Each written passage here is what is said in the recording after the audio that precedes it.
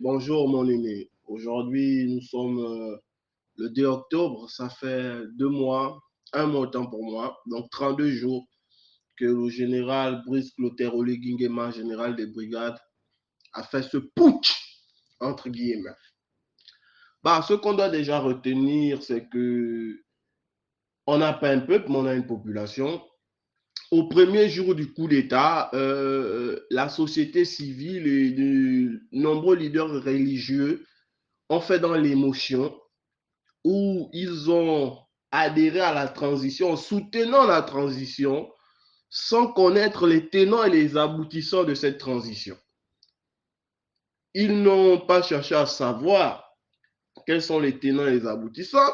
Ils ont juste suivi Oligui Nguema parce qu'on nous a fait croire que le mal du Gabon, c'est Ali Bongo, Sylvia Bongo, Noureddine Valentin, Yann Goulou, Vouranjami. Mais Vouranjami et tous ces gens, ils sont venus au pouvoir fin 2019. Avant ça, il y avait Bruce Lacruche Alianga. Avant Bruce Lacruche Alianga, il y avait le Mogabo. Mogabo avec les Bertrand Zibi était même à l'intérieur avant qu'il ait démissionné, avec les Billy Beans et autres. Mais on nous fait croire que la gestion du Gabon est chaotique seulement depuis 4 ans. Donc, entre la venue au pouvoir, la chute au pouvoir de Bla, Bruce Lacruche Alianga et la Young Team. Mais non. Et par rapport aux nominations, mais Oligui se prend très mal. La Bible dit que si tu n'es pas fidèle dans les petites choses, tu ne seras pas fidèle dans les grandes choses. Si les fondements sont déjà problématiques, mais on ne doit pas s'attendre à quelque chose de fort. Oligui Nguema a pactisé, il a tissé des alliances avec des politiciens, avec des maçons, avec des lobbies homosexuels. Parce que quand on nomme Téléstor Obama, qui est le président de LGTB au Gabon, c'est un problème. Lorsqu'on nomme quelqu'un qui a détourné parce que il a toujours été du Haut-Togo et son père était avec Omar Bongo, Arnaud Nganji, c'est un problème. Lorsqu'on nomme Anjoua à la DGCC, c'est un problème. Lorsqu'on nomme Denis Bongo à Gabon Oil Company, c'est un problème.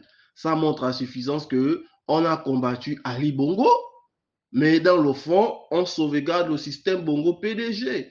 Et lorsqu'il part se prosterner sur la tombe de Léomba et d'Omar Bongo, deux anciens France-Africains, on comprend aisément qu'Oligui n'est pas là pour une rupture, il n'est pas là pour changer les choses, mais il est juste venu rétablir aux affaires l'esprit d'Omar Bongo, France-Africain, qui est soumis à la France-Afrique et au lobby maçonnique qui font du mal au Gabon.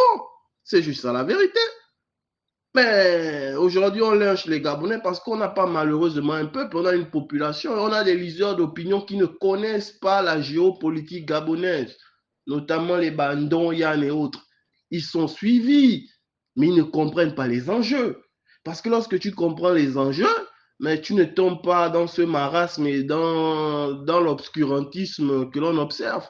Parce que là, ça montre à suffisance qu'ils n'ont pas une culture politique solide. Ce sont des girouettes. Comme la Bible dit, ils sont emportés par tout vent de doctrine. Et c'est pourquoi moi je suis au Moine Winche, je ne valide pas tout ce qu'il dit parce que c'est un être humain. Mais au Moine Winche est fidèle dans ce qu'il dit. Moi j'étais avec Fumboula. Fumboula m'a proposé d'être député. Mais moi je suis désolé, Fumboula est légaliste. Lui-même le sait. Par rapport à la transition, ce qui se passe, ils ne sont pas d'accord. Je ne sais pas si tu as vu là où il a parlé avec le poste d'Arnaud, le père Essangui. De Forest, là, celui qui avait eu le prix Nobel et tout ça, là, tout le bazar. Là. Ils ont dit qu'ils vont lutter pour que le système Bongo PDG ne revienne pas. Mais mon père Jean-François Ndongo, qui est de Mandjindolou, en 2009, c'était lui qui était ministre de l'Intérieur. Moi, en 2009, j'ai quel âge? Je suis dans les rues, j'ai 11 ans. On a tué des gens à la balise au grand village. On ne m'a pas raconté, j'y étais. Mais un monsieur qui a participé au massacre des Gabonais en 2019, c'est lui qui est maintenant président de l'Assemblée nationale de la transition. On se fout de qui? Oligui, c'est un voyou.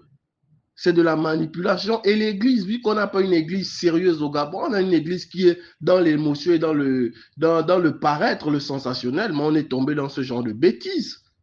Mais regardez Mike Joktal, moi quand je vois les choses, je suis sûr que Après, il a remis de l'eau dans son vin. Qu'après, bah, Ondo ça a sacrifié Mike Joktan et Terence Nembu Mutsona. Parce que l'attitude de Ondo ça me conforte sur ma position. Bon, je savais que c'est insoumis à la France-Afrique, mais ça se voit que tout a été fait. Et l'une des personnes qui a tiré dans les ficelles, c'est Ndonsima. Ce monsieur, c'est un ripou.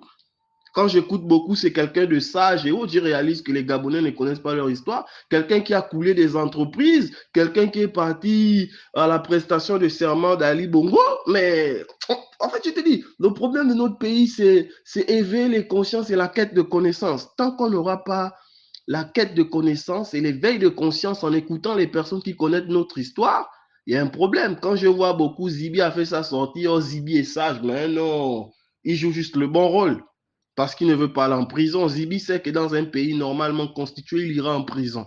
Et j'ai même dit, c'est un ami. Carnot Ngandji fera la prison. Il peut démontrer qu'il peut réduire le chômage. C'est un voyou, c'est un criminel. 48 milliards, c'est trop d'argent. Sa famille et lui sont des voleurs. Et on ne construit rien dans le vol et dans le mensonge. Voilà. Bah, moi, la transition, ça ne me dit rien. Hein. Tu sais ma position depuis le 30 août. J'ai dit, je prends acte. Dès l'instant où j'ai su que c'était au Ligui, parce que moi, j'étais au Sénégal. Je sais qu'au Ligui, il a des investissements au Sénégal. Il a des investissements